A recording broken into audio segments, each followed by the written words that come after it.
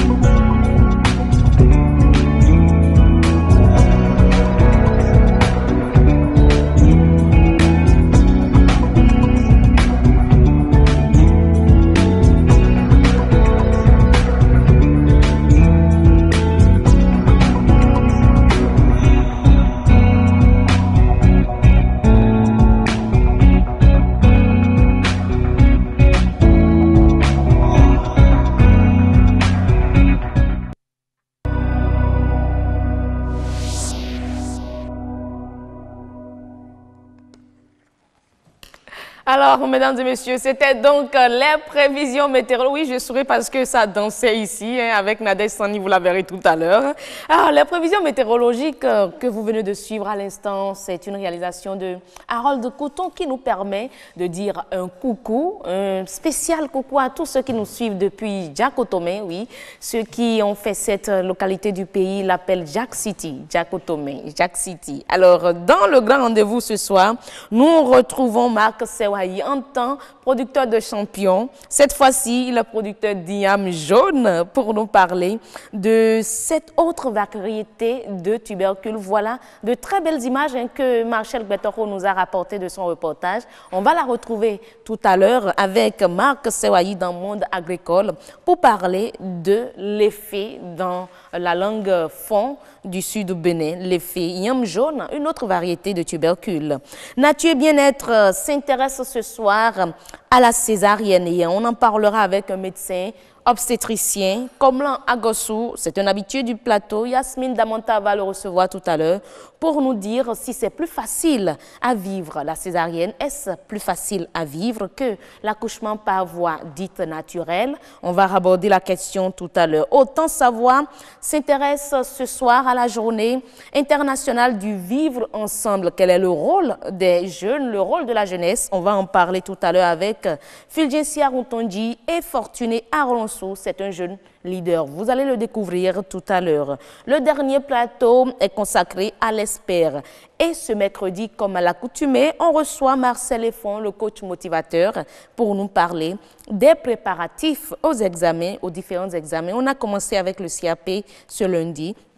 Quels sont les derniers comportements qu'il faut avoir, les comportements au dernier jour pour être plus précise? Il va nous donner tous les conseils du coach tout à l'heure en fin d'émission. Si tout va bien, le grand rendez-vous, c'est le journal aussi à 19 h 45. Mais avant, l'habitude est de vous donner le menu du journal. Et le menu vous sera donné, comme je l'ai dit tantôt, par Nadège qui faisait son show tout à l'heure. Nadège Sani, bonsoir. Bonsoir à vous, heureuse d'Anondi. La pleine forme? Je vais super bien. Ah mais oui, je l'ai senti quand la météo était en cours. Les téléspectateurs n'ont pas eu droit à cela, mais moi j'en ai eu droit en studio. Alors qu'est-ce qu'on aura au menu du 19h45 de ce soir? Merci à vous. Heureuse, le Bénin regorge de sites et monuments historiques. Comment valoriser ce patrimoine immatériel? Un spécialiste du domaine abordera le sujet dans cette édition du soir. À suivre également dans le 1945, une interview du directeur général du commerce. Il nous éclaire sur le commerce équitable. Retenez déjà que c'est un nouveau système d'échange qui vise l'égalité. Et puis le manque de moyens et la cherté des terres poussent bon nombre de Béninois à se trouver une place dans les bas-fonds pour bâtir une habitation. Le nouveau code foncier prévoit des sanctions. On va découvrir les sanctions prévues par le nouveau code dans votre journal. Merci à vous, Nadège. On va se dire à tout à l'heure. Merci, Heureuse d'annoncer à tout à l'heure donc. Merci bien. Mesdames et messieurs, on va installer le tout premier plateau du grand rendez-vous de ce soir, Monde agricole avec Marcel Gbetoro.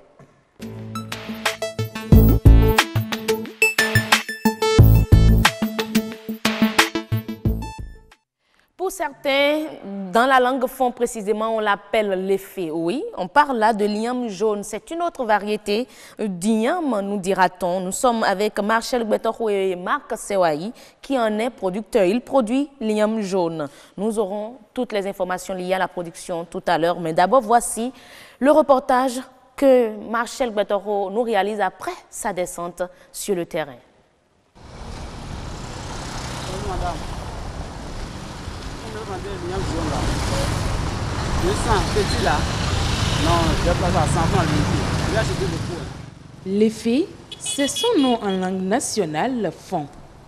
Igname jaune ou igname de Guinée, ce légume racine originaire de l'Afrique de l'Ouest est consommé au Bénin, mais pas à la portée de toutes les bourses. Ça là, j'achète ça à 200 francs. Parce que dans cette période, il n'y a pas assez. Il n'y a pas assez, c'est cher.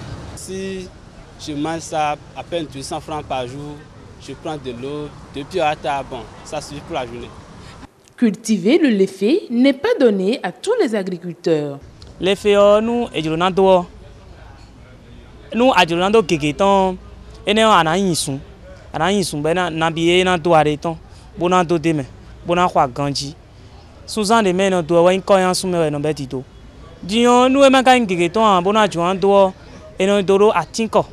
A tinye le cléomé et sin ko enondoro o le fi osin kan na mo tembo fumbla ation de fumbla le ichi gbon bo fun ala gbon mo eno yon pon ro to o me ni ya ka jilo na do bo no na le yon supo ganji o eni on ana tian de pefi de mele ni ya to pefi o eno na gegeton amo ato da ho aso da ho ton to o me o eno na pede e we kaka na blo susan ene abi susan aton mo chobo ena yon ganji alun mewe no be kunkun do o sun me o sume no be kunkun kanji ai kun ma eji he an to ro e na ai kun ma do hron pede ai kun ma do hron e bo ka ze kozo do pede abi e sin kanji bo se sun kan do we le fedi na do ti on fie so gletation ai kun ma do we pataki jija mi ton en tin yen go sin tin yo le fi te vi no yon do ton jonton. Pour Dame Monique, revendeuse de l'effet, l'activité nourrit son homme.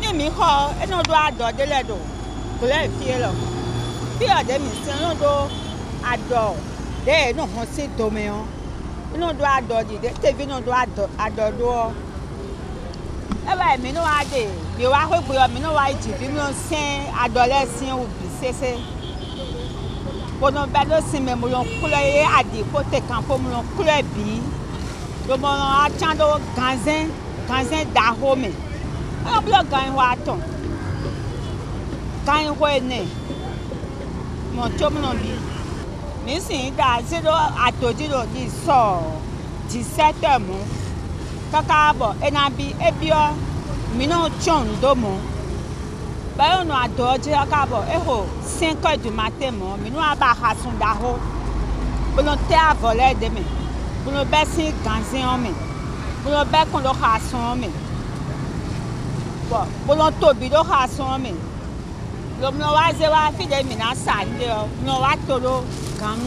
Au petit déjeuner, au déjeuner ou même au dîner, le léfé n'a pas une heure précise pour être consommé.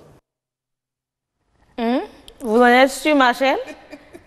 C'est présent au petit déjeuner, au déjeuner, au dîner. Tu peux consommer du lait fait même à 0 heure. Ah ça, moi, je vais aller appeler les nutritionnistes pour me confirmer la chose. Si vraiment, si ces apports nutritionnels ou sa composition nous permet de facilement digérer le lait fait à tout temps. En tout cas, si tu consommes de l'igname à 0 heure, c'est que tu peux consommer de lait fait aussi à 0 heure. Oh mon vieux, ça c'est ce qu'on fait tout le temps, mais ce qui n'est pas conseillé. Machel, bonsoir. Bonsoir, Rose. Comment allez-vous? Ça va très bien. Amis D'accord. téléspectateurs, bonsoir. On parle donc de l'igname jaune, l'effet pour dans certaines localités. On appelle ça l'effet. En langue nationale, on parle de l'effet, mais il peut y avoir aussi une appellation pour les Minans, pour les Yoruba, pour les Sahwais. Bref, ça dépend de chaque localité. Ce qui est connu généralement, c'est l'effet et ça se dit un peu partout. C'est un tubercule et sa particularité n'est pas seulement dans la production, mais aussi dans la commercialisation et surtout dans la consommation aussi. Je suis sûre qu'avec Max Sewayi, on va comprendre tout ça tout à l'heure même. Bonsoir Max Sewayi. Bonsoir madame. Comment allez-vous? Ça va très bien. Producteur de tout, je dirais. Non, c'est que je suis ingénieur agronome. Ok, donc vous touchez à tout. Voilà. Ce qui fait qu'on vous invite aussi pour tous les sujets. Pour tous les sujets. Alors dites-nous. Je suis ingénieur agronome, encore aménagiste. Et voilà. Donc j'ai fait aménagement. En environnement comme en agriculture, très vous bien. êtes J'interviens. Dites-nous, l'effet enfant, igname jaune, est-ce véritablement le nom?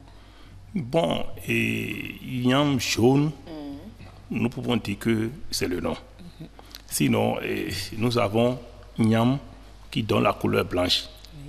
Et puis, la particularité chez l'autre igname, c'est sur le plan longueur. Oui. Et l'autre, c'est sur le plan circulaire.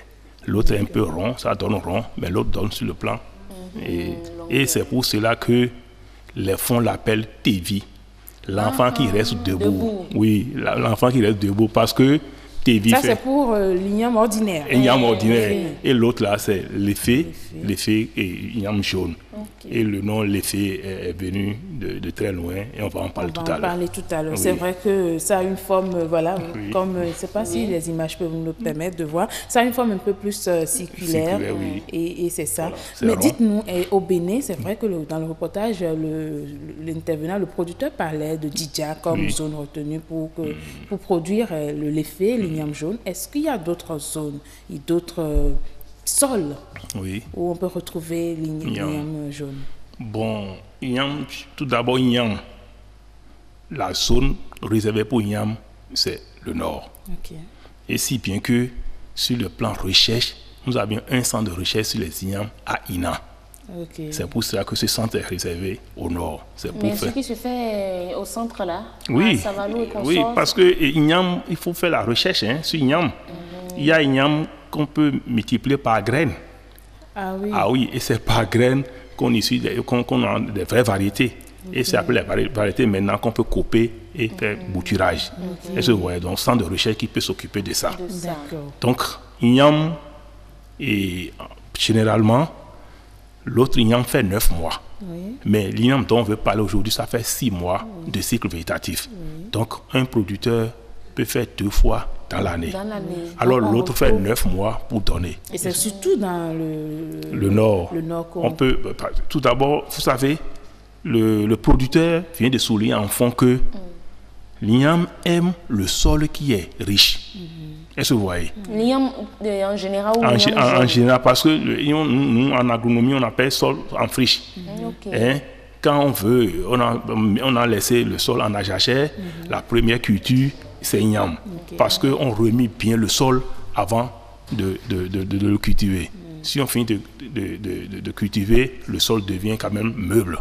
Est-ce que vous voyez? Je ne vous arrête pas. Qu'est-ce qui fait la particularité au niveau de la production de l'igname jaune? Puisque c'est de ça qu'il est question. On parle du lait. Le lait aujourd'hui, on dit que c'est une production de façon particulière. Qu'est-ce qui fait justement? Qu'est-ce qui fait sa particularité? Et je viens de souligner que tout d'abord, c'est à part de cycle végétatif. Et l'igname, notre igname que tout le monde connaît, qu'on fait igname pilé, tout ça là, ça l'a fait 9 mois de cycle. Est-ce que vous voyez? Maintenant, pour faire bouturage de l'igname, on coupe l'igname, même on fait bouturage. Mais l'igname jaune, c'est l'igname entier, petit qu'on met, et on met petit en terre. L'effet là, l'effet là, on met en terre, on ne coupe pas l'effet là. Tout petit. Tout petit, on met en terre. Et il a souligné que lorsque vous mettez le petit en terre, le rendement est meilleur. Ça, le rendement est plus meilleur que quand vous coupez, vous mettez le gros. Est-ce que vous voyez? Bon, maintenant, il a souligné encore, l'igname aime ce qu'on appelle tuteur. Donc, si vous voulez planter igname, si vous voulez semer igname, il faut mettre ça à côté d'un autre arbre pour que les lianes roulent autour de l'arbre. Et il a souligné que la longueur de liane détermine le rendement. Et si ça a la chance d'avoir beaucoup de touffes autour d'une autre plante ou bien autour d'un tuteur, le rendement est meilleur. Est-ce que vous voyez? Donc, c'est quelque chose qui a besoin de tuteur. C'est la particularité. Mais moi, je n'ai pas compris. Hein. Vous avez dit tantôt que on peut produire ça au moins 2 fois par année. Oui. Contrairement à l'igname que nous avons tout le temps. Une fois. L'igname que nous avons tout le temps, on arrive facilement à avoir ça sur le marché, contrairement à ça. Par exemple, ce matin, on a dû chercher, on a fait le tour dans notre temps. Pour en apporter sur le plateau. On n'a pas trouvé. Pourquoi c'est rare? Et vous voyez, l'habitude alimentaire, ça oblige. Et moi, j'ai fait par exemple le Nord. Si on veut te donner une fille en mariage au Nord, si on n'entend pas le bruit de mortier dans ta maison, tu n'as pas la chance d'avoir la fille en mariage. Parce que celui qui pile l'igname, on suppose qu'il dépasse, il dépasse son ventre. Il peut nourrir. Très bien. Tu vois, non? Alors, l'autre igname, c'est amuse-gueule. Bon, on mange au plaisir. C'est pas que ça rentre dans l'alimentation, ration alimentaire. C'est plaisir parce qu'il y a un intervenant là-bas qui dit qu'il prend ça. C'est de l'eau qui accompagne et puis c'est la journée qui est remplie. On n'a pas pilé ça là, par exemple. D'accord. Alors, dites-nous, on entre petit à petit dans le circuit de commercialisation de l'igname jaune. Parce qu'on dit aussi que pour commercialiser ce tubercule-là, c'est aussi difficile. C'est-à-dire, produire, c'est difficile, commercialiser, c'est difficile. C'est quoi le problème au niveau de la commercialisation? Non, et vous savez, tout d'abord, la conservation, c'est un peu difficile. Moi, j'ai vu ça, par exemple, au Burkina Faso. Les gens ont pelé correctement, ils ont coupé comme télibor et ils ont séché. Et après, ils mettent ça au feu pour préparer à manger. Est-ce que vous voyez? Ça, c'est une autre forme. Voilà, c'est pas seulement comme ça. On non. Et puis encore, quand on prépare cette variété, on laisse ça, c'est au lendemain qu'on mange. Oui, on laisse. Donc, vous savez, pour la ration alimentaire, ça a des totems. Et ça peut avoir de l'acidité, ça peut avoir, quand on laisse ça le lendemain, et ça devient plus mangeable, plus doux. Est-ce que vous voyez? C'est pour cela que moi je peux dire. Mais ce qui est bien, qu'il faut souligner, c'est que le lait n'a pas besoin de sauce ou de quelque chose pour être... Non. C'est pourquoi il a dit amuse-gueule ou amuse-bouche. On mange ça à tout moment. Mais est-ce que la production du lait est vraiment développée au Bénin? Bien sûr, c'est développé. Comment on peut exporter? Mais le marché, tout d'abord, c'est une culture qui est rentable. Et quand vous faites la production, vous sacrez seulement une seule fois et vous récoltez. Alors les autres cultures, il faut sacrer 3 fois, 4 fois avant de... Et il faut mettre aussi de l'engrais, tout ça. Alors ça là, l'effet, vos cultures... Mais en dehors du Bénin, quels sont les autres pays? Très rapidement, où on produit l'effet. Oui, en dehors du Bénin. En dehors du Bénin, l'effet même, l'igname n'est pas béninoise. L'igname est venu de l'Amérique. Et le chute là, c'est Nigeria.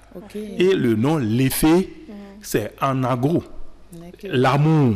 Il l'est fait. C'est pour ça que j'ai mis l'effet dans Google, j'ai cherché en vain. Oui, c'est l'amour. Il y a même un village au Nigeria qu'on appelle Ile-Ife. Oui. Vous voyez, donc c'est un coin de l'amour. Et la couleur jaune d'abord, c'est la jalousie. Donc, faisons la promotion du l'effet le 14 février. On ramène ça au 14 février au lieu de consommer du n'importe quoi. Effectivement. Bon, ma chère Guettaro, merci beaucoup pour le choix du sujet. Permettez-moi de remercier aussi Max Ewaï. C'est pas facile de le dénicher à chaque fois. Et aux amis téléspectateurs, vous avez compris, il faut consommer le lait de fée, c'est un produit de chez nous. C'est vrai que la production est un peu difficile, la commercialisation aussi, mais tant que nous pouvons produire ce tubércule, nous allons nous donner à ça la promotion du Made in Bénin. Eh oui, la promotion, même si ça vient de l'étranger. De l'étranger. C'est pas autant le Made in Bénin. C'est l'amour. Alors, mesdames et messieurs, c'est donc tout pour Monde Agricole. Nous allons installer à présent le plateau de Autant Savoir.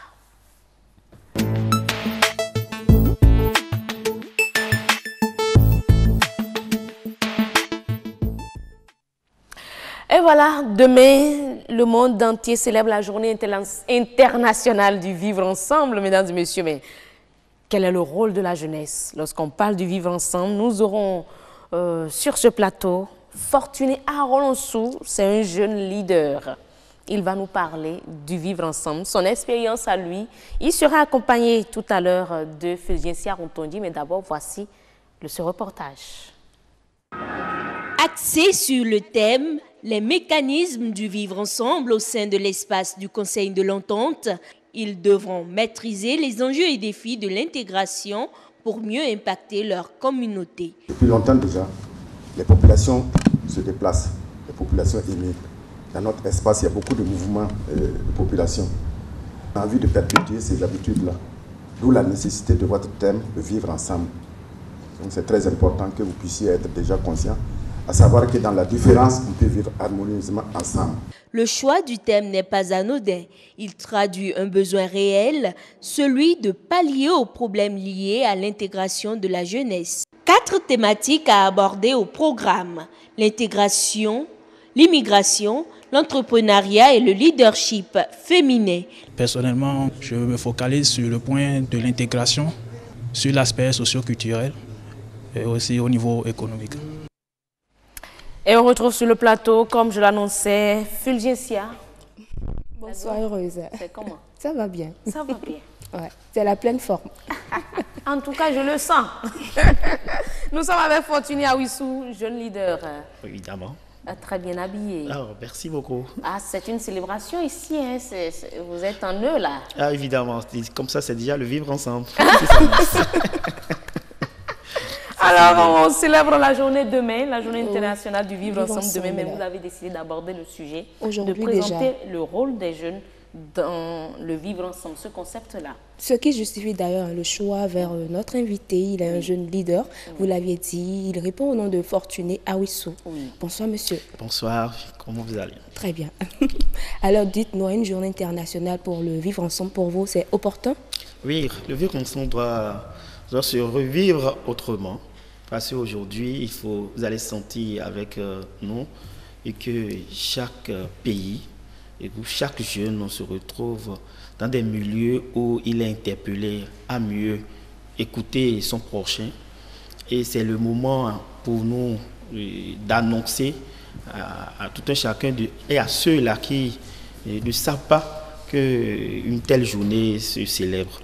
Et le 16 prochain, c'est... Demain donc? Demain donc, c'est la journée internationale du vivre ensemble. Très souvent, on parle de la paix, mais ici, nous allons parler de la façon dont les jeunes s'impliquent véritablement pour établir dans la société une solidarité. Alors, que représente le vivre ensemble aujourd'hui pour la jeunesse? Oui, le vivre ensemble représente, c'est un mécanisme de solidarité et de tolérance, de justice et de responsabilité en général. Et chaque personne, chaque jeune doit se retrouver dans ces valeurs afin de définir un plan pour ne pas chercher à piétiner les valeurs de l'autre afin de rester ensemble. Vous voyez. Et vous allez constater que la société se regroupe plusieurs types de personnes, d'ethnie ou de religion, ou de, comment on appelle, des éducations bien différentes. Et c'est l'occasion pour préciser et inviter chaque jeune à mieux écouter son prochain dans n'importe quelle langue et l'accepter d'abord. C'est dans l'acceptation de l'autre que nous puissions revivre ensemble, vivre ensemble par des projets, que nous pouvons avoir en commun. Oui, vous êtes jeune leader et tout. Alors dites-nous, quelles sont les actions que vous menez pour mobiliser davantage la jeunesse? Oui, les actions que nous essayons toujours d'effectuer au niveau national et sous-régional à travers, par exemple, les conférences et les forums que nous organisons, afin de définir les stratégies qu'il faut pour pouvoir faire de ces stratégies des plaidoyers auprès des autorités, afin de faciliter pour la jeunesse des conditions favorables pour que le vivre ensemble soit une chose réelle, pour que l'apaisement de tout un chacun de nous soit une chose réelle. Vous pensez que la jeunesse béninoise, elle fait la culture du vivre ensemble? Évidemment, évidemment. À travers déjà notre éducation, et le Béninois intègre, comme les Burkinabés le disaient très souvent, un pays intègre.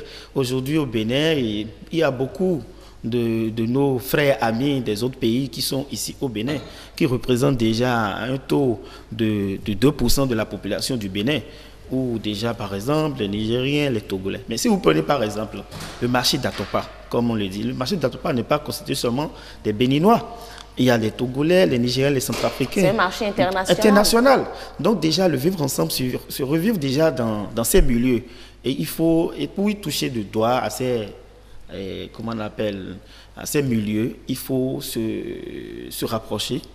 Il faut vivre des moments de distraction, d'harmonisation, de convivialité, afin de comprendre comment on appelle, l'origine de l'autre et de l'accepter, évidemment.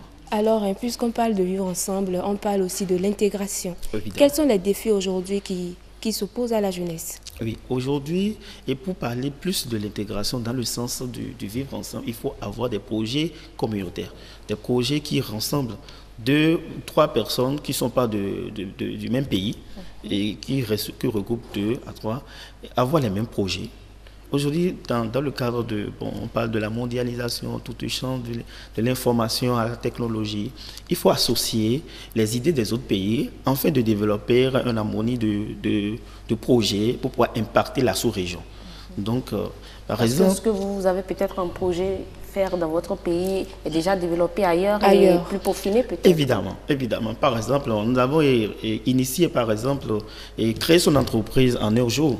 Et d'abord, en premier lieu, nous avions donné de formation à ces jeunes pour les amener à savoir élaborer les plans d'affaires et enfin de les regrouper maintenant dans un même creuset pour proposer des projets d'impact qui peuvent regrouper, se retrouver dans les autres pays.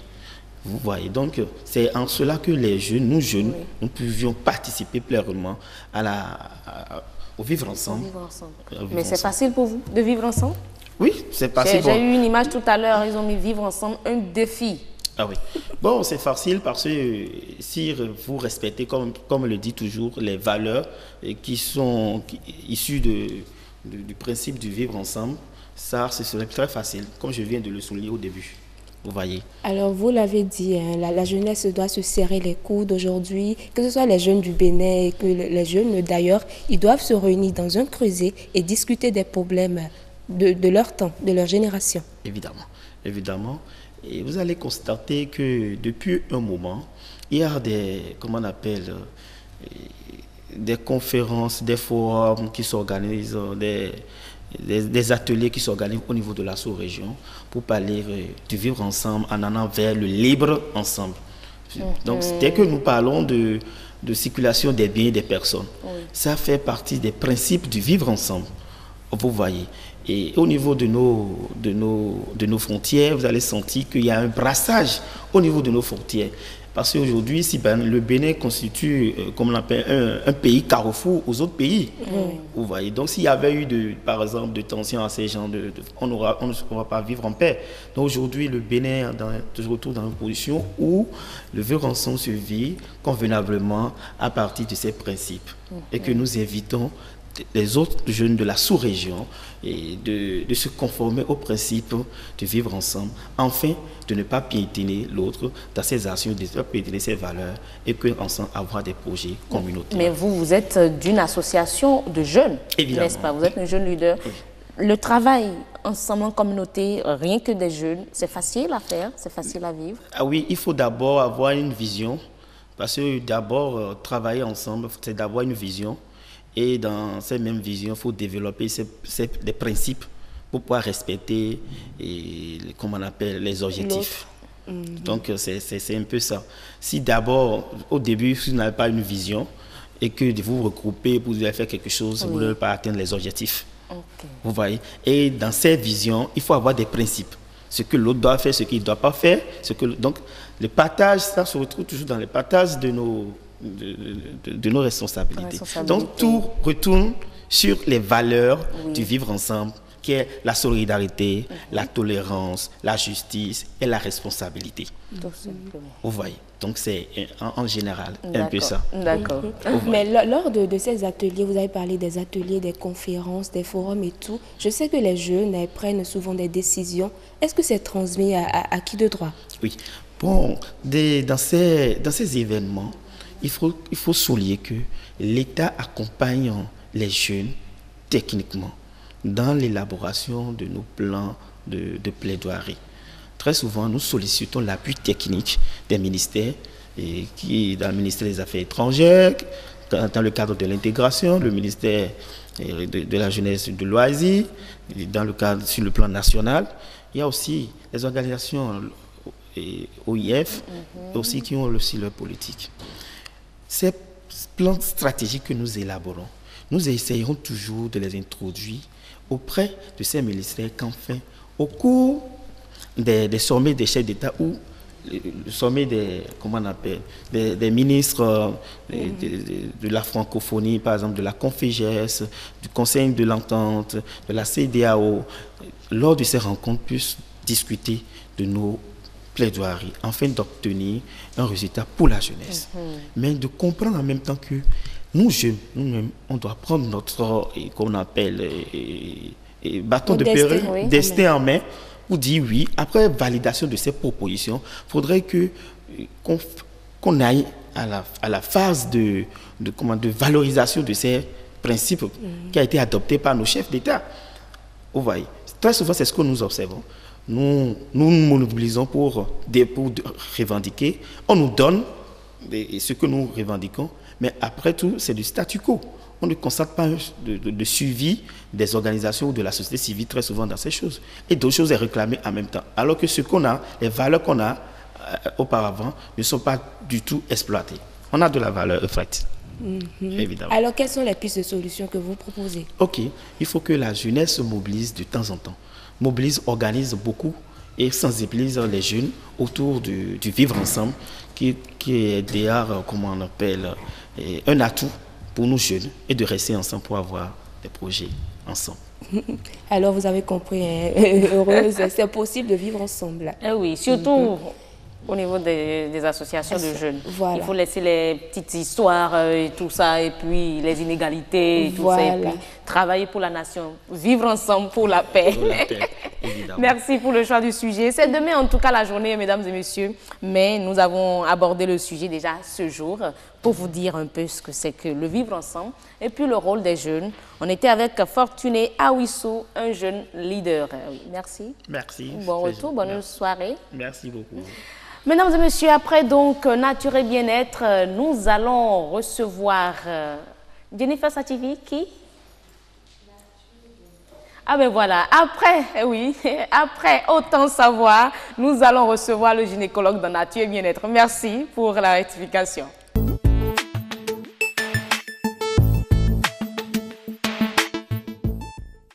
Je l'ai dit tantôt, mesdames et messieurs, Nature et Bien-être parle aujourd'hui de la césarienne. Est-ce que c'est plus facile à vivre? Nous aurons la réponse de Komlan Agossou, médecin, gynécologue, obstétricien sur le sujet. Mais d'abord, voici le reportage réalisé sur le sujet. On ne vous poussera jamais parce que vous avez fait une césarienne de trop, mais on vous poussera toujours parce que vous n'avez pas pris la décision à temps. Lorsque l'accouchement par voie dite naturelle est risqué pour la vie de la mère et celle du bébé à naître, la césarienne est aussitôt proposée par l'obstétricien. La césarienne, c'est une intervention chirurgicale par extraction, c'est-à-dire on enlève le fœtus par voie abdominale, après une incision de la paroi abdominale, c'est pourquoi on parle de laparotomie, puis incision de l'utérus, on parle d'hystérotomie. Donc la césarienne, c'est l'extraction du fœtus après incision de la paroi et de l'utérus et on fait sortir ce bébé. Et ce n'est pas une décision qui se prend sur un coup de tête. La césarienne est indiquée dans plusieurs cas, mais on va en citer 3. Il y a les césariennes programmées, les césariennes d'urgence et les césariennes de convenance. La césarienne est indispensable, mais c'est codifié. Il y a des indications. Donc, si vous respectez les indications, le problème ne se pose pas. Parce qu'il y a des femmes, elles vont accoucher par voie. Il y a des femmes qui accouchent par voie naturelle plusieurs fois. Et une fois, elles accouchent par opération césarienne parce que l'indication est bien. Selon l'annuaire des statistiques de 2012, sur 385 873 naissances attendues au Bénin, 24 554 sont des césariennes. Un chiffre qui évolue notamment avec la mise en œuvre de la gratuité de la césarienne. Pour preuve, selon le journal de la Société de biologie clinique du Bénin, à l'hôpital de Sourouléré, la fréquence de la césarienne avant la gratuité était de 6% et en juillet 2010, de 37,02% après la gratuité. La césarienne serait aujourd'hui le premier choix que font la plupart des jeunes femmes enceintes, selon Dame Cyprien Lucie, aide aux parturientes depuis une vingtaine d'années. Il y a des gens qui ne veulent pas trop se gêner et préfèrent la césarienne. C'est ça. C'est à cause de ça qu'elles décident la césarienne. Les gens m'ont dit, bon, mais bien préféré la césarienne, mon agbodje. Ils ont pas souffrance d'ien quoi. Il vaut mieux la voix basse, c'est bon. Parce qu'après la césarienne, il y a des gens qui n'ont pas de chance et peut-être par là, ils vont finir d'ien quoi. Donc il vaut mieux que ils souffrent beaucoup de vie, mais ton compte. L'accouchement par césarienne, une décision prise par le corps médical, mais également par la femme enceinte pour plusieurs raisons. Grâce aux avancées dans le domaine médical, elle paraît aujourd'hui plus sûre pour la vie de la mère et celle du bébé, mais n'est toujours pas sans risque. On est en train d'avoir l'avis du médecin. Mesdames et messieurs, on aborde le sujet avec Komla Ngossou. Je n'ose pas lui demander son avis systématiquement si on finit le sujet là. Yasmine, comment allez-vous? Ça va bien, Rose Danodé. Alors, on décide d'aborder ce sujet-là. Une préoccupation pour beaucoup de femmes. Hein? Oui, beaucoup de dames. Oui, la césarienne. Oui. Certaines ont peur de ça, d'autres préfèrent ça. Oui, c'est bien ça, Rose Danondé. Amis téléspectateurs, bonsoir. Docteur Komla Ngossou, bonsoir. Bonsoir. Bonsoir, docteur. Je sais que vous n'êtes pas d'avis avec nous, mais déjà, hein, notre thème aujourd'hui, c'est que la césarienne, elle est plus facile pour les dames. Vous en dites quoi? Alors, c'est une affirmation qui n'est pas vraiment prouvée. Mais c'est une question. La césarienne apparaît plus facile, peut-être, quand on prend en considération le travail d'accouchement et les douleurs que la femme va avoir. Mais ce n'est qu'une façade, puisque c'est une intervention chirurgicale qui sera suivie de douleurs et d'incompétence ou d'impotence. Puisque après la césarienne, vous ne pouvez pas reprendre votre vie normalement dès le lendemain. Ah oui, vous avez une cicatrice, donc une plaie opératoire qui va guérir. C'est après guérison. Donc il faut guérir de la césarienne pour reprendre normalement. Donc c'est bien de dire est-ce qu'on en guérit facile. même? Parce que la cicatrice là déjà vous rappelle chaque fois qu'il y a eu une telle situation. Voilà, là vous passez dans le volet psychologique et tout ça est à prendre en considération avant d'affirmer que c'est facile. On n'a pas affirmé, on a dit paraît plus facile. Et la dame même qu'on a interviewée, l'aide aux parturientes, a dit, et donc mon finalement dit, mais les femmes préfèrent parfois la césarienne. Oui, il y a des femmes qui préféreraient accoucher par césarienne parce qu'elles ont l'impression que c'est plus simple. Mais je vais dire d'entrée que la césarienne, c'est une chirurgie. Et ce n'est pas une petite chirurgie. C'est l'une des interventions les plus lourdes en matière qualificative chez la femme, dans le milieu gynécologique, parce qu'il y a un risque vital lié à cela, ou un double risque. Il y a le risque fœtal et le risque maternel. Mais moi, j'avoue que je ne comprends plus rien là. On nous dit souvent que ça permet de sauver la vie de la mère et du bébé à naître face à certains diagnostics. Pour d'autres même, c'est une solution. Mais là, vous nous faites peur. Non, ce n'est pas mon intention. Alors, la césarienne, c'est un traitement. Donc, un traitement a toujours des indications. On ne choisit pas donc un traitement juste parce qu'on a envie, mais c'est parce qu'on a un problème. Alors, le problème, c'est quoi? La femme enceinte, au moment d'accoucher, a une difficulté. Oui. La difficulté est soit que les conditions qu'elle présente anatomiquement, donc sa constitution ne permet pas que le bébé sorte.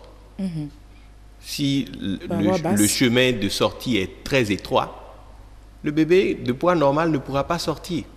Alors qu'est-ce qu'on va faire? Il faudrait bien qu'il sorte. Alors il faut ouvrir. D'où la césarienne. Ça, c'est une indication de césarienne. Mais au cours du travail d'accouchement, s'il y a une complication, que le bébé se comporte mal, qu'il donne des signes de mauvaise santé vitale, il faut arrêter le travail. Sinon, il va mourir. C'est sauver sa vie. La femme se retrouve dans des conditions où elle a une poussée de tension, ou bien elle fait la fièvre, ou elle est dans le coma, ou elle a des difficultés particulières, ou bien son utérus menace de se rompre, etc., ou elle commence à saigner, ou bien il y a une malposition du placenta, etc. Il y a plein de raisons. Donc, c'est ces raisons qui peuvent amener à faire une césarienne. Ce sont ces raisons qui amènent à faire une césarienne. Donc, vous êtes contre la césarienne de convenance? La césarienne de convenance est une chose qui n'est pas prévue. Ce n'est pas une indication de césarienne. Parce que faire une césarienne de convenance, ça veut dire au médecin de prendre le risque de s'engager, d'engager sa responsabilité au cas où elle a, je veux parler de la parturiente, qu'elle a une avarie. S'il y a des complications, qui va répondre de ces complications? C'est le médecin qui va répondre. Parce que c'est lui qui est la personne censée savoir quels sont les risques en jeu. Et quelles que soient les explications que je donnerai à une parturiente, elle ne peut jamais être au même niveau de compréhension et de conscience qu'un professionnel, puisqu'elle n'a pas sa responsabilité engagée. Oui. Donc, la césarienne de convenance est une chose qui va passer chaque fois qu'il n'y a pas de problème. Mais quand il y aura des complications, le médecin sera face à ses responsabilités. Donc voilà pourquoi je dis que la césarienne de convenance n'est pas une chose, ce n'est pas une indication, nulle part. Mais déjà au Bénin, on parle d'avancées dans le domaine de la césarienne. Est-ce qu'au Bénin, il y a des avancées? Puisqu'on constate que dans les pays occidentaux, par rapport il y a même les risques, il y a moins de risques. Mais moins de douleurs même. Précisément au Bénin, il y a plus de risques.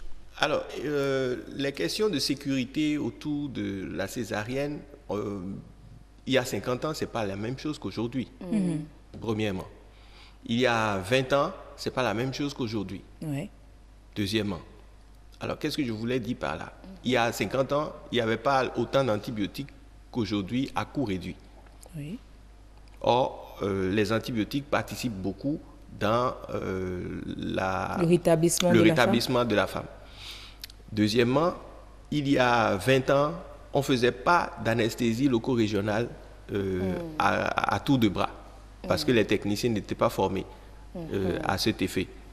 Aujourd'hui, nous avons une école qui permet de les former et ça se fait bien. Donc, l'anesthésie loco-régionale est venue mettre de façon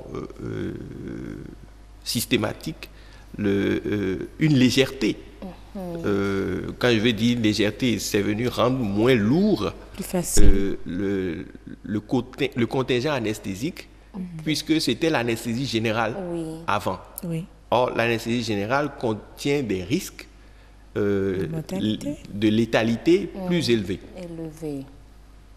Et cela demande aussi des drogues, des produits d'anesthésie spécifiques pour la grossesse, puisque c'est des produits qu'on va injecter pour annuler la conscience de la femme, et ces produits seront injectés par voie veineuse, donc peuvent atteindre l'enfant.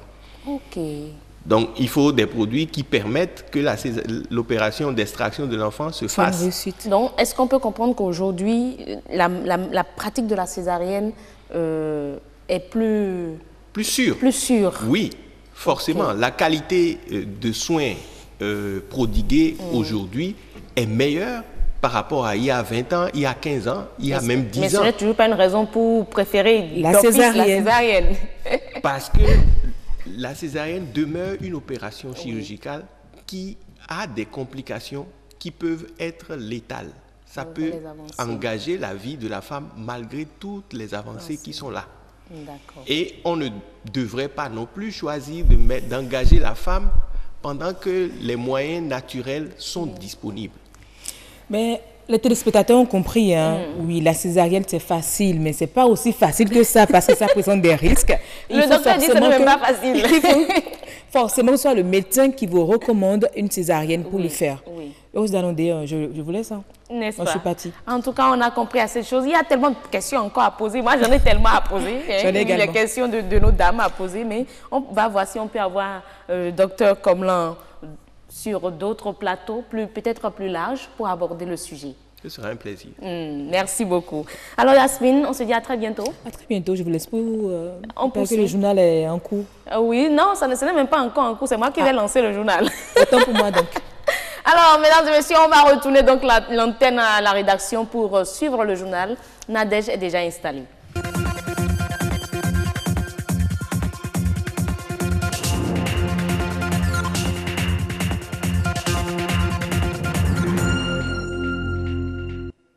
Vous êtes dans le 1945. Bonsoir et bienvenue dans cette édition. Le Bénin regorge des sites et monuments historiques qui constituent sa richesse immatérielle. Que faire pour mieux valoriser ses chefs-d'œuvre? Un spécialiste nous donne quelques idées.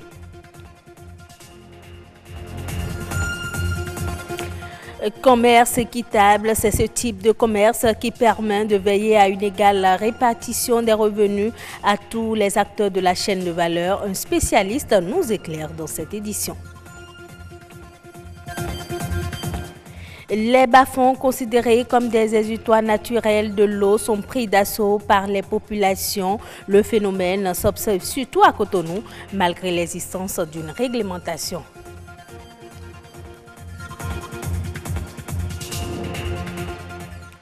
On démarre donc cette édition par la culture. Le Bénin dispose de plusieurs monuments historiques qui jouent un rôle prépondérant dans le maintien de l'histoire et dans la valorisation de la culture et du tourisme. Que peut-on faire pour mieux entretenir ces chefs-d'œuvre et quelles sont les probables opportunités qu'ils apportent au Bénin lorsqu'ils seront reconnus dans le patrimoine de l'UNESCO? Plus de détails dans ce reportage de Louis Koudogbo et Baudelaire Kantidi. Ces patrimoines immatériels sont chargés de symboles. Ici, il s'agit des monuments, places et sites historiques. Ils sont souvent érigés en mémoire d'un héros ou d'une histoire. Les monuments représentent des biens patrimoniaux. Les monuments ici représentent des espaces où on va à la source de notre culture et de notre civilisation.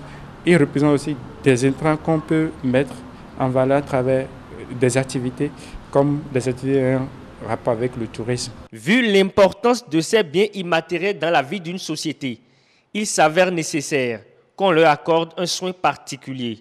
Il faut affecter la gestion de ces sites-là à des ressources humaines qualifiées, compétentes. Et quand vous voyez par exemple l'espace Place des Martyrs, vous voyez les statues qui sont en bronze. Voilà, ces statues devaient être entretenues, donc nettoyées de façon périodique, etc. Et donc, cela appelle l'intervention de techniciens qui sait nettoyer. Voilà. Et aussi ça appelle aussi la mobilisation de ressources pour pouvoir faire le travail. À Cotonou, on peut énumérer près de 25 sites historiques et monuments, mais aucun d'entre eux n'est inscrit au patrimoine matériel de l'UNESCO. Quels sont alors les critères d'éligibilité? Il est question de voir quelle est l'importance ou le rôle que ce site ou monument a ou joue dans la culture de la communauté donnée. Quelle est la place que la communauté accorde à ce site ou à ces monuments? Si les monuments et les sites historiques du Bénin sont bien entretenus et intégrés au patrimoine de l'UNESCO, le Bénin en tirerait un bénéfice certain. Lorsqu'un site est inscrit sur la liste du patrimoine mondial, c'est une ouverture pour drainer suffisamment de touristes. L'UNESCO envoie des experts, des techniciens pour apprécier, assister, rendre plus dynamique toutes les actions qu'on mène pour l'entretien ou la gestion de cet espace ou de ce site. Par période, l'équipe qui gère le site peut soumettre des dossiers d'accompagnement financier et bénéficier de ce soutien de l'UNESCO ou d'autres partenaires qui interviennent dans le secteur. Vous savez, l'Afrique a un fonds, le Fonds africain de développement du patrimoine, qui est là. Et donc, dès que le projet est validé, ce fonds vient pour renforcer ou accompagner l'initiative. Les sites et les monuments participent à la promotion du patrimoine culturel de par leur diversité. Ils ont ainsi besoin d'une conservation pour retracer le passé aux générations futures. Rendons-nous à présent au Sénégal pour parler de la rencontre internationale des arts de Ziguinchor. C'est un rendez-vous culturel qui a sa 11e édition, un moyen pour les artistes de développer la culture et de participer à la paix. Nos confrères de la RTS se sont rendus au quartier de Diabir où se tiennent les festivités. Abdul Aziz Bani. C'est à l'espace culturel résidence d'artistes situé au quartier de Diabir que se tient la rencontre internationale des arts de Ziguinchor, un rendez-vous culturel qui est à sa 11e édition et qui est ponctué par plusieurs activités. C'est un moment, un workshop, c'est un moment de rencontrer des artistes de la sous-région d'Afrique et d'Europe. Faire venir des artistes en résidence à Ziguinchor pendant au moins une quinzaine de jours, ça permet aux artistes d'échanger des techniques de travail avec des artistes locaux et les artistes qui nous viennent d'ailleurs. La tenue de la rencontre internationale des arts à Ziguinchor est symbolique à un double titre. Au-delà de développer la culture, il s'agit de participer à l'effort de paix en Casamance. Donc la paix à travers la culture, la paix à travers l'éducation artistique et culturelle, donc pour permettre à ces artistes d'Africains de venir apporter leur soutien, à faire un atelier de partage culturel pour permettre de créer un autre système de développement. Pour cette présente édition, les artistes sont venus de la Côte d'Ivoire, du Mali et du Burkina Faso. À cela s'ajoutent les artistes locaux. ZA pour moi représente un canal d'évolution et d'une résidence artistique pour faire évoluer ce que je fais. Puis ça m'apprend à mieux connaître mon boulot, à le faire évaluer aussi. Ici, j'ai réalisé une sculpture là. Bon là, j'ai assemblé des pots d'échappement pour parler ici de la pollution. Parce qu'aujourd'hui, l'environnement est très pollué. Donc ici, je sensibilise les gens à moins polluer. On devrait toujours se connaître l'un et l'autre. Donc ça me permet de visiter à l'autre côté d'autres cultures, d'autres personnes. Puis vraiment faire une rétrospective sur soi-même parce que ça va te permettre de savoir que là, il y a des erreurs que tu fais. Là, en fait, ça apprend toujours. On apprend toujours quand on sort. La rencontre internationale des arts de Ziguinchor a permis de construire cet espace culturel avec résidence d'artistes, un projet ambitieux pour développer la culture en Casamance. ZAR, c'est depuis 1989. Donc, à la suite de ZAR, nous avons eu l'idée de construire un espace culturel avec résidence d'artistes. Dans l'espace culturel, il y a une salle polyvalente de 12 chambres pour permettre aux Africains, ils viennent ici de passer la nuit, de résider réellement. Il y a une bibliothèque multimédia, salle d'exposition, et j'ai rajouté au moins 2 chambres qui représentent un peu la Casamance de manière générale. La base Casamance avec la case à impluvium, la moyenne Casamance avec la petite case qui représente les Mandins, et la haute Casamance avec une autre case qui représente les Peuls.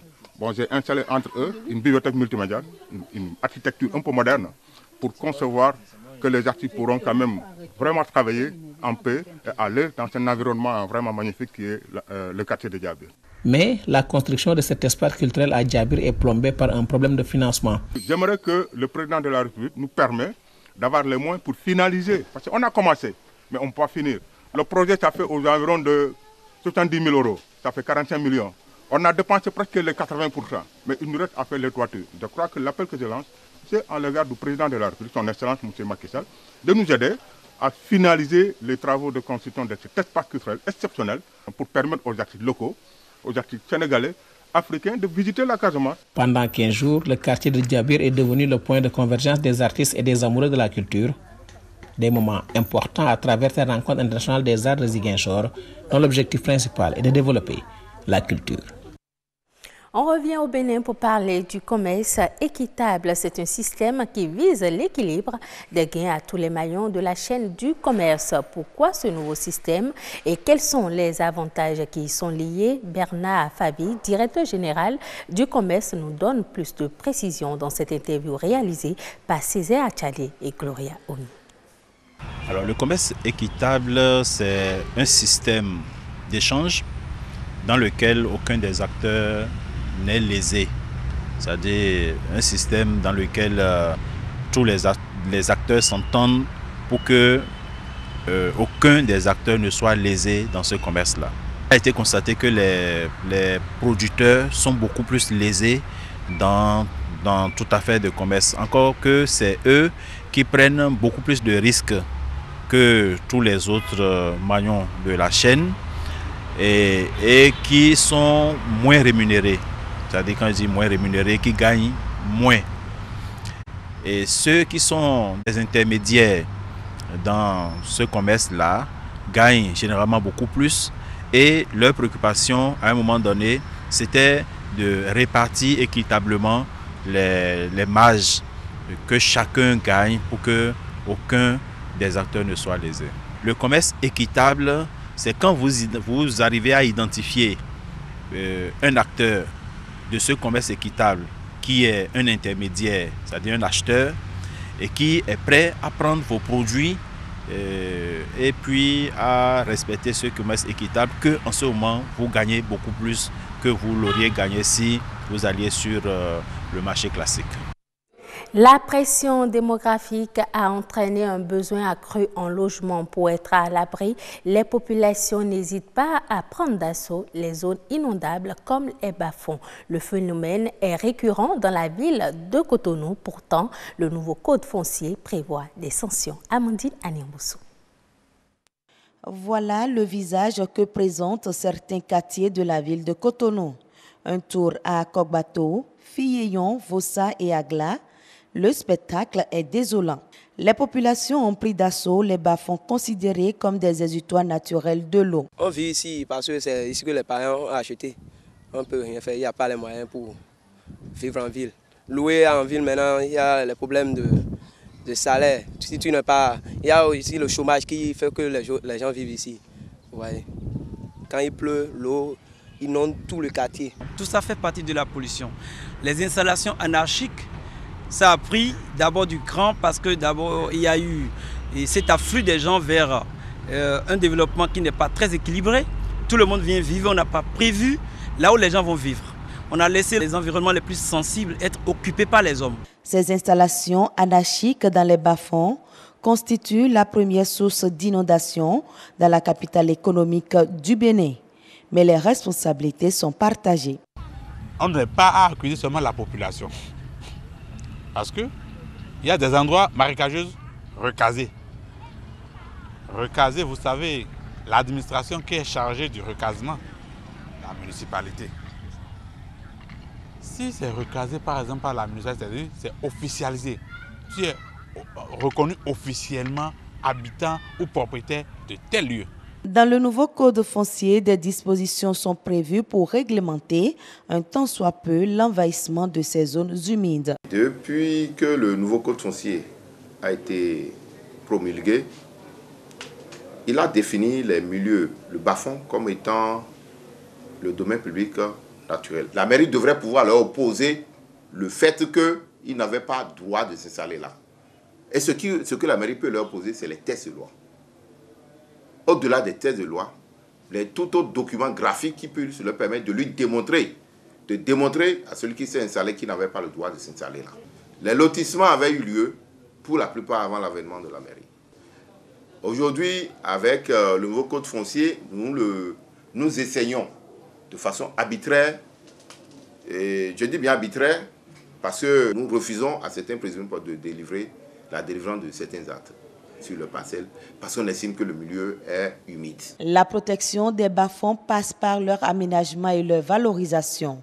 Il n'est pas du tout normal de s'installer dans les bas-fonds, mais à partir du moment où le fait est là et qu'on a encore des bas-fonds qui font preuve d'originalité, il ne faudrait pas attendre que les gens s'installent. Et nous avons compris dès le début que les marécages sont comme un mauvais dispositif dans le paysage pour les humains. Parce qu'on n'arrive pas, c'est difficile de s'installer, pendant la période de crue, ça inonde.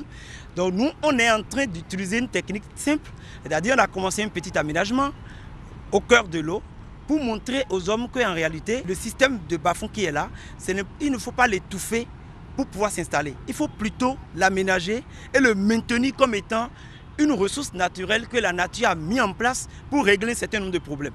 L'installation dans les domaines naturels est une infraction et un véritable problème pour l'environnement. Chacun doit jouer sa partition pour une prise de conscience des populations. C'est la fin de ce journal. Merci de l'avoir suivi. À demain. Merci à vous, Nadège Sani, pour la présentation du journal de ce 15 mai 2019. Nous poursuivons le grand rendez-vous, mesdames et messieurs. À présent, on va recevoir l'expert.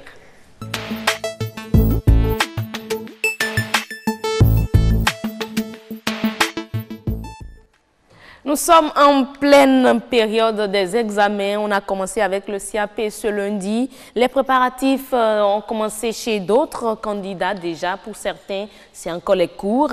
Mais quels sont les comportements qu'il faut avoir au dernier moment? Nous sommes avec Marcel Effon, le coach motivateur de tous les temps. Bonjour. Coach, comment allez-vous? Très bien, heureux. Bonjour, chers téléspectateurs. Et bonjour surtout les candidats qui nous suivent en ce moment, c'est capital. Et il faut les saluer spécifiquement parce que, oui, qu'on le veuille ou non, c'est la fin de l'année, donc ils doivent répondre à ces convocations d'examen. Convocations, vraiment. Oui, c'est des convocations, ils sont convoqués alors à ces examens pour montrer en fait les connaissances qu'ils ont acquis au cours de l'année. Et pour parler en fait de ces derniers moments, nous n'allons pas en parler sans d'abord permettre aux candidats de savoir ce que c'est qu'un examen. Parce que les parents se préparent, les candidats se préparent, les établissements se préparent pour obtenir les meilleurs résultats, mais il arrive que les candidats ne savent pas en fait ce que c'est qu'un examen. Un examen, c'est le moment où on veut tester pour voir ce que vous avez appris au cours de l'année. Est-ce qu'il y en a que vous avez retenu? Est-ce que vous avez... Vous voulez dire que c'est simplement comme une simple évaluation, un devoir de classe, mais qui est maintenant nationalisé? Oui, qui est nationalisé parce que lorsqu'on dit que vous avez un CEPE, pour quelqu'un qui est au nord du Bénin à Tchoumi-Tchoumi, le CEPE doit avoir la même valeur que celui qui est du sud du Bénin, par exemple, à Cotonou. Donc, raison pour laquelle on doit aller à un examen pour être sûr que la majorité des candidats ou tous les candidats qui passent ce cap-là ont un minimum de connaissances. Je dis bien un minimum de connaissances. Et c'est précis. Il faut insister sur le thème minimum de connaissances parce que les candidats, en fait, n'arrivent pas à faire la nuance entre un examen et un concours. Ah ben voilà. Alors, il y en a qui se préparent pour un concours alors qu'il est question d'un examen. Et ils ont très bien travaillé, ils se sont bien préparés, mais le jour de l'examen, puisqu'ils se sont préparés pour un concours, ils passent à côté. Oui, naturellement. Mais moi, je me dis, le concours est plus difficile que l'examen. Absolument. Si je me prépare pour un concours, c'est que je dois systématiquement réussir pour un examen. Non, vous ne réussissez pas systématiquement pour un examen parce que pour un concours, par exemple, il y a la durée. On veut avoir, par exemple, le candidat le plus rapide, par exemple. Donc, ce qui fait qu'on donne beaucoup de choses en un temps record. Alors, on veut voir les meilleurs candidats qui réussissent avec le peu de temps à faire beaucoup de choses dans ce temps-là. Vous comprenez, pour un concours, on a un nombre précis de personnes qu'on veut. Même si on a 1 milliard de candidats qui viennent, si c'est 2 personnes on veut les 2 meilleures personnes. Alors le candidat qui se prépare, qui se met en condition pour répondre à un concours, doit travailler sur sa rapidité, quand bien même celui qui va à un examen a besoin de travailler sur sa rapidité, mais le niveau de rapidité dont celui qui va à un concours n'est pas exactement la même chose. Le candidat qui se prépare pour un concours a besoin d'avoir des connaissances précises, mais sur beaucoup de choses parce qu'on veut le meilleur. Mais par contre, le candidat qui va à un examen, il s'en va montrer, oui, je suis allé régulièrement à l'école au cours de l'année, j'ai suivi régulièrement les cours et j'ai gardé alors le minimum que recommande la pédagogie pour pouvoir passer ce niveau dans ma vie ou dans mon cursus scolaire. Et je sais même que très souvent, quand on pose la question aux enseignants après une première composition, pendant les examens, ils disent souvent c'est pour l'élève moyen. Oui, c'est pour l'élève moyen. Ça a été toujours pour l'élève moyen.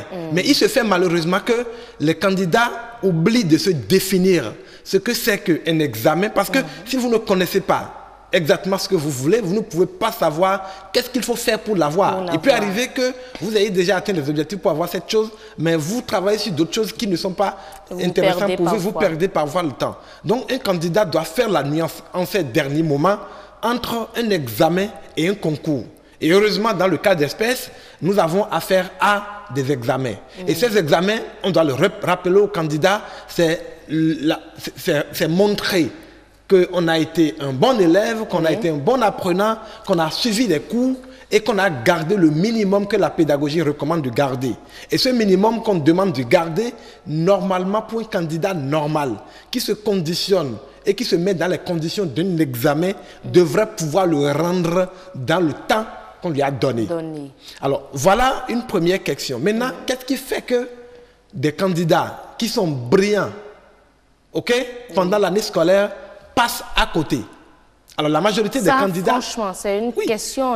La majorité des candidats passent à côté pour des raisons banales. Et ces raisons-là, la science aujourd'hui a démontré que la majorité de ces raisons se retrouvent alors dans les émotions que ces candidats entretiennent quelques jours, quelques mois avant ces examens-là, quelques semaines avant ces examens. C'est le stress? Le stress fait partie de ces émotions où le stress peut être la conséquence de certaines émotions. Mais parmi ces émotions, par exemple, nous pouvons citer la colère. Nous pouvons citer par exemple le dégoût. Nous pouvons citer par exemple la peur. Nous pouvons citer comme émotion toujours la surprise, la tristesse. Et quand nous parlons d'examen, nous parlons de tout examen. Nous parlons de tout examen. Alors lorsque vous entretenez des émotions, comme ces émotions que je viens de citer, il y en a beaucoup d'autres. Je n'ai pas fini la liste. Il y en a qui sont des émotions primaires, il y en a qui sont secondaires. Et les émotions secondaires, c'est des émotions, par exemple, qui sont liées à la sociabilité des candidats. Et parmi ces émotions-là, nous avons, par exemple, la culpabilité. Il y a l'envie. Il y a la jalousie, par exemple. Il y a la honte. Il y a l'émotion, par exemple, sociale qui est liée à la fierté. Alors, un candidat qui, à quelques jours de ces examens, se retrouve alors de façon démesurée dans une de ces émotions, se prépare quel que soit, je dis quel que soit son niveau en classe, il se prépare à ne pas réussir à cet examen. Parce que l'examen, alors, devrait être passé dans des conditions normales. Mais est-ce que ça revient uniquement, c'est uniquement le rôle du candidat de veiller à tout ça, de gérer ses émotions, d'éviter la colère, d'éviter la jalousie, d'éviter ci, d'éviter ça? Et l'entourage? Oui, en ce moment, nous nous adressons aussi bien aux candidats qu'à leurs parents, à leur environnement, aux enseignants, aux chefs d'établissement, tous ceux qui sont impliqués alors dans la réussite des examens. Et les candidats dont nous parlons, parfois à tort, ils pensent qu'ils sont en train de bien faire. Un candidat, par exemple, qui n'est pas avec ses parents, il veut montrer quand même. Parce que la peur d'échouer l'amène à montrer que lui, il joue son rôle.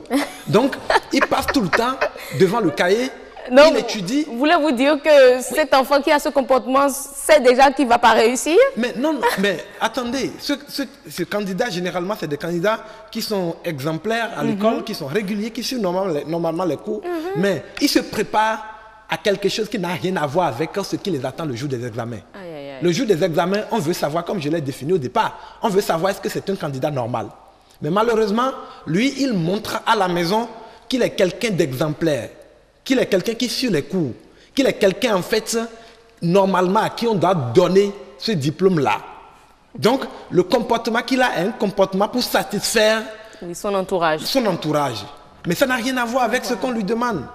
Alors, ce qu'on lui demande a peut-être besoin qu'il sourit toute la journée parce que nous sommes à quelques jours de l'examen, qu'il s'en va s'amuser, qu'il regarde la télé, si tant est que la télé ne lui projette pas des images et qu'il le mette dans une des émotions, comme ce que je viens de citer. Un candidat, par exemple, qui regarde à la télé une image. Une image, par exemple, peut l'amener, par exemple, à avoir du dégoût, à avoir de la tristesse. Quand il voit une image d'un parent ou d'un ami à lui qui est décédé, alors l'impression de ne plus jamais revoir cette personne crée de la tristesse chez ce candidat. Mais cet état de tristesse, naturellement, il va payer ça le jour de l'examen. Parce que l'examen est fait pour un candidat normal qui est neutre, et qui vient travailler pour répondre que oui, j'ai été régulier au cours, oui, j'ai suivi tous les cours, et qui assis dans une situation neutre et normale puisse rendre. Est-ce que là, on peut comprendre le comportement de ces candidats-là? Souvent, ce sont les candidats au baccalauréat qui s'isolent, qui se mettent un peu à l'écart de tout bruit, de tout mouvement, de tout monde. Oui, ces choses-là s'intensifient en fonction de l'importance que le candidat donne à l'examen qui est en face de lui. Et un candidat qui va au CEPE, aujourd'hui ceux qui vont au CEPE, c'est encore de petits-enfants. C'est des bébés presque, c'est des petits-enfants qui vont au CEPE, parfois ils ne sont pas conscients. Ils ne savent même pas ce qu'ils vont faire. Ils ne savent même pas ce qu'ils vont faire. Et vous allez voir généralement dans leur cas, dans les milieux urbains, ces enfants, puisque les parents s'occupent d'eux, alors, puisqu'ils ne sont pas conscients de ce qui va se passer, ils se réveillent le matin comme tout le monde, on le réveille et il travaille comme il a l'habitude de travailler. Et les enfants ne jouent pas généralement dans ces conditions. Ça, c'est vrai. Ok? Oui. C'est pour vous montrer en réalité le rôle de l'émotion. Et lorsque les émotions rentrent en jeu, le candidat n'est plus la personne normale pour un examen. Il y a des cas où le candidat, lorsque les émotions rentrent en jeu, que le candidat devient la bonne personne dans certaines mesures pour des concours. Mais dans certaines mesures, lorsque vous parlez du stress, par exemple, le stress dans certaines mesures crée de la dopamine qui aide un candidat qui va à un concours à se mettre en alerte pour pouvoir utiliser le peu de temps et faire beaucoup de choses. Dans certaines mesures, je dis, sinon c'est négatif. Mais dans le cadre d'un examen, quand on prend un enfant qui va au CEPE et qui vit dans une ville dont les parents ont mis, les parents moyens ont mis les conditions, l'enfant a été suivi, il n'est pas trop conscient de l'examen qu'il s'en va faire. Il se réveille, il va normalement comme il va à l'école tous les jours. Cet enfant a beaucoup plus de chances de réussir à cet examen qu'un enfant, par exemple, dans d'autres conditions où on le rend trop conscient de cet examen, il est préoccupé que de ce jour et on ne travaille que sur ça. Alors quand il va là-bas, il va passer beaucoup plus le temps à travailler pour ne pas échouer plutôt que travailler pour rendre le minimum qu'on lui demande. Mais est-ce que les coachs travaillent aussi sur des enfants en période, principalement en période d'examen, rien que de cette période? Oui, naturellement, c'est les périodes où les parents qui ont les moyens sollicitent le plus. Oui, qui ont les moyens sollicitent nos services pour accompagner de façon individuelle leurs enfants. Et qu'est-ce que vous leur apprenez? C'est la gestion des émotions. Oui, ce que nous leur apprenons, c'est d'abord la prise de conscience du challenge qu'ils ont en face d'eux. Comme je viens de vous le décrire, il faut leur montrer en réalité ce que ça veut dire, la définition. Et qu'ils reviennent sur terre. Deuxième chose, il faut étudier avec eux les types d'émotions qu'ils doivent éviter pendant cette période. Et vous l'aviez dit, il y a la colère, il y a le dégoût. Il y a le dégoût, il y a trop de joie, il y a la peur. Oui, quand trop de joie, quand l'enfant est trop content, il n'arrive pas à maîtriser ses sens pour pouvoir se calmer et rendre ce qu'on lui demande. Donc, il a besoin d'être quelqu'un de joyeux, quelqu'un qui exprime le bonheur, mais ça ne devrait pas être quelque chose de trop abondant pour l'empêcher d'avoir le contrôle de lui-même. Parce que les meilleurs candidats, c'est des candidats qui sont sereins, qui sont zen, qui réussissent à fournir juste ce dont on a besoin. Les meilleurs candidats, ce sont des candidats qui sont sereins, zen et qui fournissent juste ce dont on a besoin. Et la troisième partie de notre débat, et pour être zen, serein et fournir juste ce dont on a besoin, il faut savoir se conditionner au dernier jour. Et très rapidement, comment se conditionner? Le conditionnement doit être fait comment? Le conditionnement doit être sur 3 plans. Le premier plan, c'est le conditionnement physique. Le conditionnement physique d'un candidat qui se prépare pour un examen veut que le candidat puisse se mettre en situation de conditionnement physique, c'est-à-dire que ses muscles soient prêts à ne pas faire battre le cœur de façon anormale. Et ne pas faire battre le cœur de façon anormale suppose que, par exemple, vous faites du jogging, vous faites de l'activité tous les jours, mais pas de façon intense. Ce n'est pas le moment où il faut envoyer l'enfant aller courir sur un aire de jeu ou aller jouer pour se faire casser le pied. Non, même dans sa chambre où le candidat dormit, même dans son lit, il a des exercices qu'il fait qui lui permettent de se conditionner physiquement. Et le deuxième conditionnement pour les candidats, et l'avant-dernier, avant de laisser la parole, c'est le conditionnement de l'état d'esprit. Les candidats ont besoin d'être mis hors d'état des émotions que je viens de citer. Ce qui amène ces émotions-là, c'est ce qu'ils ont vu, ce qu'ils ont entendu et ce qu'ils ont senti. Donc on doit préserver les candidats des émotions négatives aussi bien, des émotions primaires, secondaires, que liées à la société. Et la troisième chose, il faut que le candidat puisse être dans l'amélioration continue en maintenant un rythme normal d'apprentissage. Comme par exemple ces cours, c'est le moment où il faut les lire simplement. C'est le moment où il faut les bûcher. Non, c'est pas le moment où il faut les bûcher. Tu vas déranger le système. N'est-ce pas? Merci beaucoup. Franchement. Donc vraiment, il faut que les parents se mettent dans ces états-là et qu'ils comprennent pourquoi un examen doit être un examen et qu'est-ce qu'il faut éviter au point de vue émotionnel et comment se conditionner ces derniers jours pour être le candidat normal. On n'a pas besoin, on ne veut pas savoir si tu es le premier à l'examen. On veut que tu sois au moins le candidat normal. Tu es la moyenne. Tout simplement. Que tu passes cette étape-là. C'est bien clair. Alors il faut exiger à ces parents-là qui, je dirais, exige aux enfants qu'ils doivent être parmi les 3 premiers au plan national et tout ça là, ça stresse les enfants. Franchement, on veut des candidats zen pour un résultat vraiment... Oui, des candidats sereins. Et qui travaillent pour juste avoir la moyenne. Tout simplement. Le jour de l'examen, c'est juste la moyenne. Juste la moyenne. Et ils feront plus, c'est sûr. Quand on leur dit ça, ils feront plus.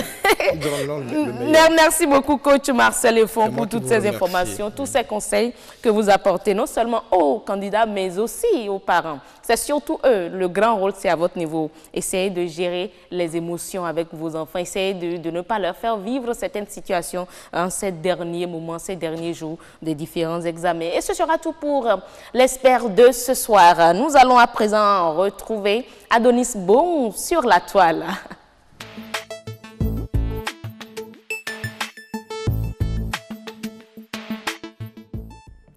Alors, nous sommes avec Adonis, mesdames et messieurs. Ado, bonsoir. Sois heureuse d'annoncer. La pleine forme. Comme d'habitude. Comme d'habitude. Alors, on parle précisément, je dirais, de Facebook aujourd'hui. Assez d'informations sur Facebook. N'est-ce pas? Je ne dirais pas non, je ne dirais pas oui. Parce que quand même, je sais qu'il y a au moins 2 informations sur 3 qui concernent Facebook, WhatsApp ou sinon les réseaux sociaux et tout ça. Eh bien, c'est un nouveau déboire pour Facebook, surtout sa filiale WhatsApp qui a reconnu mardi avoir été infecté par un logiciel espion, confirmant ainsi l'information dévoilée précédemment par Financial Times. Mais le célèbre service de messagerie en ligne que nous utilisons, que vous utilisez, que tout le monde utilise, qui compte au moins 1,5 milliard d'utilisateurs, qui compte 1,5 milliard d'utilisateurs, a reçu une faille qui permet, à travers un appel, même si vous ne le décrochez pas, aux attaquants, c'est-à-dire ceux qui piratent votre téléphone, de pouvoir avoir accès aux informations, aux vidéos, aux messages. Même si vous ne décrochez pas. Même si vous ne décrochez pas l'appel. Franchement, j'avoue que moi j'ai eu l'information sur les réseaux sociaux, comme beaucoup de téléspectateurs certainement, et j'avoue que moi je me dis, est-ce que c'est encore c'est pas une fausse information? C'est pas une fausse information. Là, vous me confirmez la chose, j'ai avec peur. un seul appel non décroché, le logiciel espion prenait le contrôle de votre téléphone, comme je l'ai dit précédemment. Il peut avoir accès au contact, aux messages, aux photos, aux géolocalisations, ainsi qu'activer le micro et la caméra de votre téléphone sans que vous ne le sachiez. Eh bien, cette faille de sécurité très difficile à détecter a été exploitée pour installer le logiciel espion Pegasus développé par une firme NSO Group. C'est une entreprise israélienne spécialisée en cybersurveillance et bien connue des services de renseignement de divers pays. Plusieurs ONG accusent ce groupe d'aider des gouvernements autoritaires à épier les faits et gestes de leurs opposants. Et maintenant, ils veulent suivre les faits et gestes du monde entier. Néanmoins, WhatsApp a développé un correctif depuis lundi. Donc, si vous possédez, on me demande de faire une mise à jour, bien quoi, je n'ai pas compris. Automatiquement, allez faire la mise à jour de votre WhatsApp. Franchement, je le fais systématiquement. Franchement, j'ai eu l'information, mais je n'y ai pas fait. Il ne faut pas attendre. Allez faire en même temps la mise à jour de WhatsApp pour être à l'abri. Cependant, on ne nous a pas dit combien de personnes ont été infectées par cette application, mais néanmoins, à titre préventif, il vaut mieux faire la mise à jour.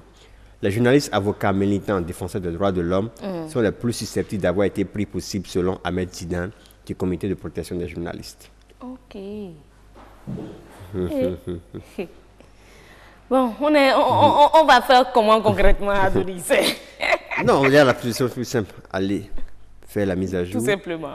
Évitez d'avoir trop de données à caractère confidentiel sur votre téléphone. Il n'y a pas d'endroit sûr, mais néanmoins, assurez votre propre sécurité numérique. On peut peut-être comprendre par cela les images d'intimité qui se retrouvent sur la toile et tout ça. Hein? Images d'intimité, les codes d'accès à vos cartes bancaires, oui. Plein d'autres photos, plein d'autres vidéos, plein d'autres statuts ou actifs qui pourraient vous mettre conséquemment en danger. Oui, qui peuvent venir à votre image. Peut-être des images de Heureuse Dalondé quand elle avait 10 ans, dans certaines positions, dans certaines demandes. Elle adopte toujours les bonnes positions dans la société. N'ayez crainte, ça, il n'y a pas de problème pour ça. En tout cas, je ne peux pas mettre ma main au feu. Adonis, une deuxième information de la faille détectée sur les processeurs Intel. On en avait parlé ici. On avait parlé des failles Meltdown et Spectre. Eh bien, les chercheurs qui avaient découvert ces failles-là reviennent encore avec une nouvelle faille, Zombie Load. C'est une attaque d'un nouveau type sur le processeur Intel, similaire aux failles précédentes dont on a évoqué, Meltdown et Spectre, qui consiste à avoir accès aux informations qui sont traitées sur un cœur de processeur. Avec les nouveaux processeurs Intel, au lieu d'avoir un seul cœur, nous avons 2, 3, plusieurs cœurs dans le processeur qui permettent à l'ordinateur d'avoir accéléré les différents calculs, différentes activités. À travers cette faille, les attaquants, comme on pourra toujours dire, peuvent toujours avoir accès aux informations que vous traitez sur votre ordinateur. Peu importe le niveau de sécurité que vous avez mis dans les informations. Les chercheurs ont pu, à travers leurs activités, repérer des données utilisées sur le navigateur Tor. Le navigateur Tor, c'est un navigateur qui vous permet d'être totalement sécurisé et qui ne garde aucune trace de vos informations, aucune trace de votre historique. Mais néanmoins, ils ont pu avoir accès aux informations qui ont été traitées sur ce navigateur.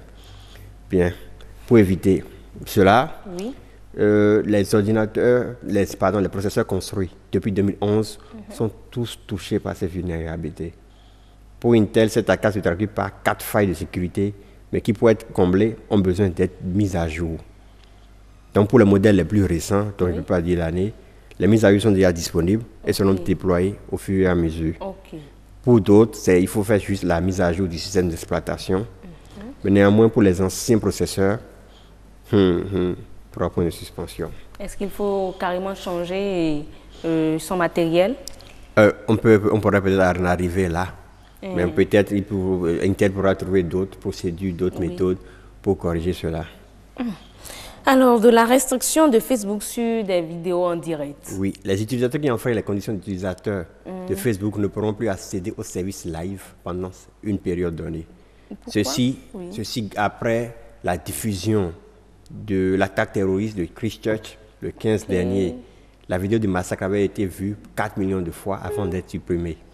Ainsi que les 1,5 million, il y avait eu 1,5 million de versions dupliquées. Ouais.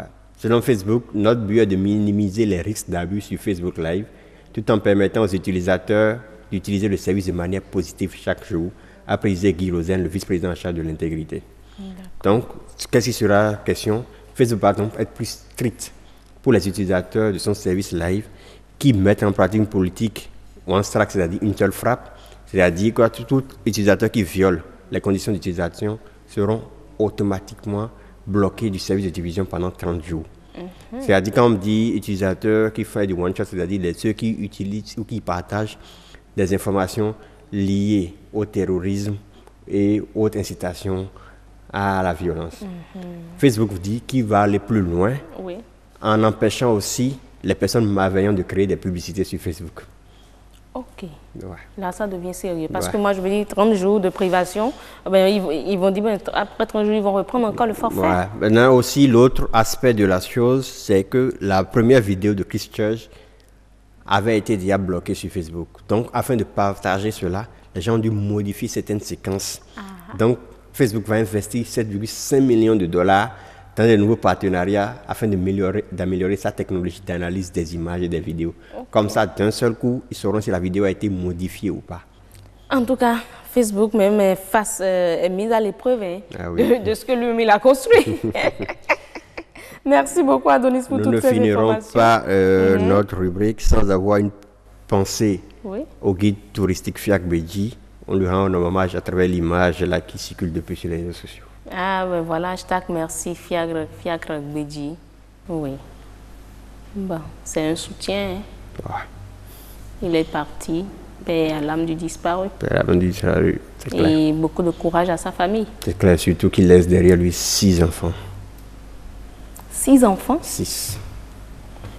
Que Dieu accompagne la femme, la famille éplorée. Il faudra, si toute personne, c'est pas un appel à la contribution, mais si toute personne a une volonté manifeste d'aider d'une manière que ce soit sa famille, qu'on ne se prive pas. Tout simplement. Fiacre Bedi, guide de tourisme qui malheureusement est fauché par la mort. Oui. C'est bien dommage. On prie pour lui. Franchement, il le faut pour le repos de son âme. C'est clair. Adonis. C'est moi. Bonne soirée. Pareil à vous, Risdanonde. Merci beaucoup. Mesdames et messieurs, ce sera tout pour le grand rendez-vous. Voici quand même la météo, avant de prendre congé de vous, la météo en rappel.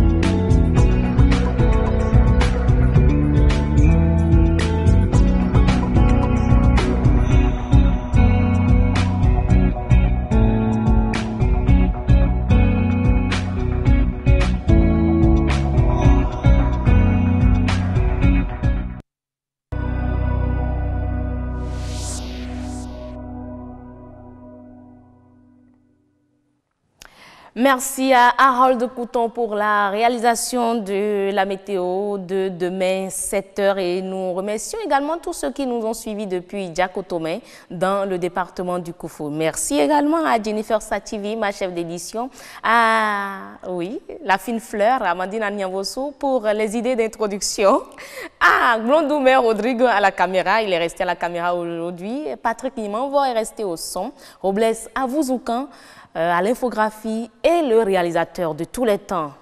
Il a géré de main de maître l'émission de ce soir, Janvier Tonon. Merci à vous. Merci également à vous, mesdames et messieurs. À très bientôt.